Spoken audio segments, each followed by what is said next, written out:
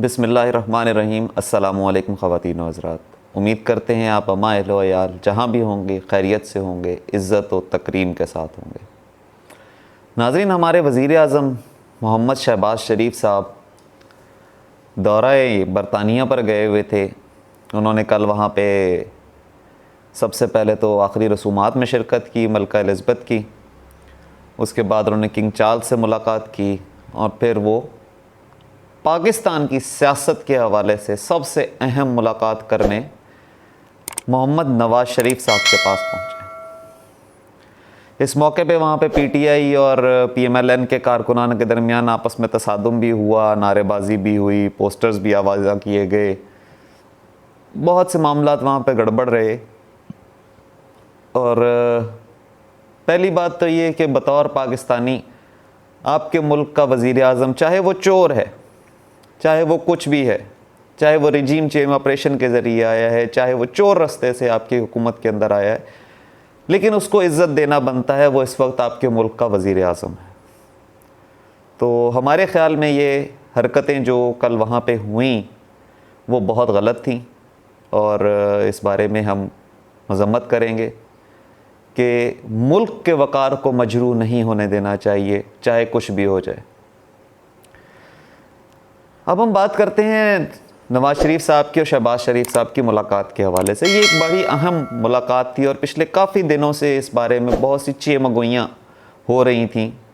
सियासी हलकों में बहुत गर्मा गर्म चल रहा था और एंड पे खुर्रम दस्तगीर साहब ने परसों, जिस दिन शहबाज शरीफ साहब इंग्लैंड के दौरे पर जा रहे थे, तो उस दिन उन्होंने ये कहा भी था कि फ़ैसला, आखिरी फ़ैसला जो है वो नवाज़ शरीफ साहब ही करेंगे। पहली बात तो ये कि क्या इस वक्त नवाज़ शरीफ इन पावर हैं? उनसे फ़ैसला लेना क्यों ज़रूरी है? बकौल डॉक्टरों की रिपोर्ट के कि उनके दिमाग की कुछ शरियानें बंद हैं, तो ऐसे बंदे से क्या मशवरा लेना ठीक है? दूसरी बात, वो इस वक्त पाकिस्तान के किसी अहम ओहदे पर फायज़ नहीं है। हुकूमत शहबाज शरीफ और पीडीएम की है। इनका फ़ैसला करना तो समझ आता है और वो अगर अपना आर्मी चीफ़ नया लगाते भी हैं, उनका राइट है, वो इस वक्त मुल्क के वज़ीर आज़म हैं, वो लगा सकते हैं। लेकिन शहबाज शरीफ साहब का मोहम्मद नवाज़ शरीफ साहब से सिलसिले में जो मुलाकात और उस सिलसिले में जो फ़ैसले नवाज़ शरीफ साहब से एक्सपेक्टेड थे, वो नहीं होने चाहिए थे। ये तो पहली बात। दूसरी चीज़, इजलास, उन दोनों की मुलाकात हुई, बैठ के बातचीत हुई, उसमें इसाक डार साहब भी थे, सलमान शहबाज साहब भी थे, सारे चोरों का टोला जो है वो वहाँ मौजूद था। और उसमें हतमी तौर पे ये फ़ैसला किया गया कि इक़्तिदार किसी सूरत नहीं छोड़ना। यानी जिस इक़्तिदार के पीछे ये हुकूमत के अंदर आए हैं वो ये किसी सूरत नहीं छोड़ेंगे और इलेक्शन अपने मुकर्ररा मुद्दत पूरी करने के बाद ही होंगे। यानी ये हुकूमत अपना टेन्योर पूरा करेगी और इस टेन्योर पूरा होने के बाद यानी अगले साल मिड में जाके कहीं इलेक्शन होंगे। इस बात पे तो उन्होंने फ़ैसला कर लिया।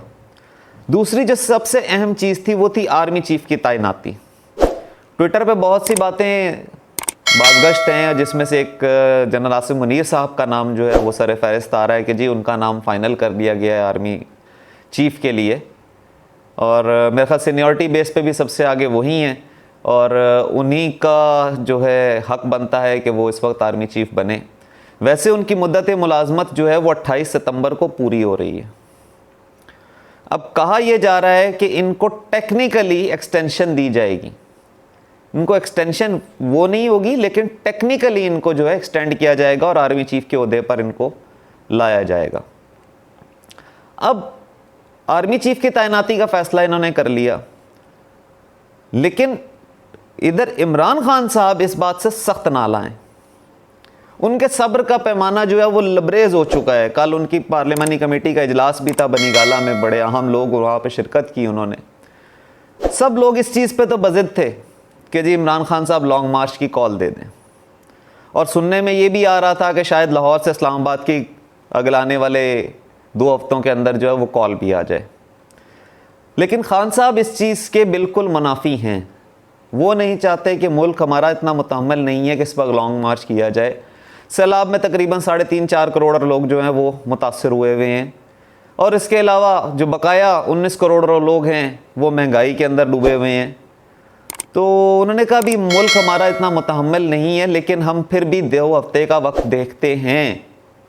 अगर तो ये हुकूमत ऐलान कर देती है इलेक्शन का तो फिर तो ठीक है, अदरवाइज़ एहतजाज करने का हक़ PTI के पास मौजूद है। वो इस बात पे तो मुत्तफ़िक हैं, और वो किसी सूरत ये नहीं चाहते कि इलेक्शनों में ताख़ीर की जाए। वो चाहते हैं फिल फौर साफ़ और शफाफ इलेक्शन करवाए जाएं इस मुल्क के अंदर। आर्मी चीफ़ के हवाले से वो कोई बात नहीं कर रहे। उन्होंने कह दिया कि जी जो इस वक्त हुकूमत वक्त का फ़ैसला होगा वो कबूल करना होगा, और हकीकत भी यही है, क्योंकि आर्मी चीफ़ की तैनाती जो है वो मुल्क का वज़ीर आज़म ही लगाता है, और इस वक्त मुल्क के वज़ीर आज़म मोहम्मद शहबाज शरीफ साहब ही हैं। और आने वाले वक्त का नहीं कुछ कह सकते, क्योंकि आने वाले वक्त के अंदर हमारी मुल्क की सियासत जो है वो हर 10-15 मिनट के बाद चेंज हो रही होती है।